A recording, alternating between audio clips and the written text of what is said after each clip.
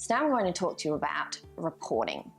Now, reporting's such an incredibly important element of your ongoing project management activities. So what you want to be reporting to is essentially your project sponsor or any sort of governing group, committee or board that might be overseeing your project.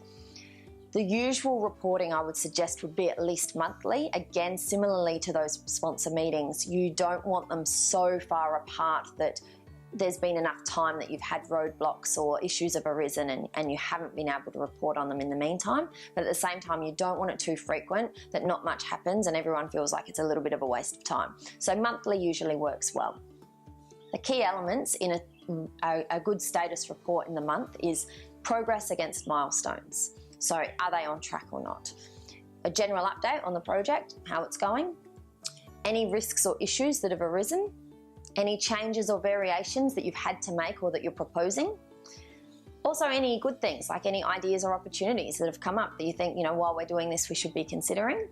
And any key actions that need to happen, particularly those where people within that reporting circle have to provide some actions for you to be able to have some activity moving along and maybe break down some of those barriers for you as you might be hitting them. Now, your status or progress report, I always find is better to talk through. So if you can, have a monthly meeting or find a space in an existing monthly meeting if you don't want to create another meeting where you or someone representing you can submit this report on behalf of the project team. You need it in an environment where it's going to have some space and it's going to have some opportunity for dialogue and recognition so that you know that if you are raising things, they're being heard. But it doesn't mean it can't be in someone else's meeting. It certainly can.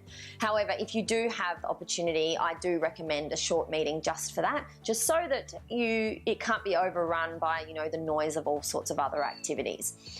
But regardless of how you choose to do it, you want to make sure that you've at least had some level of conversation with your sponsor about what you're presenting in a plan. Now, if you can't get that for some reason, they're very busy and it's really, really hard to pin them down, you can always email it through. So you can email it through, but if you're going to do that, I've put a few little notes within the body of the email, and if there's something in there they need to read because there's an issue, I'd be highlighting that as well. But that's really a last resort.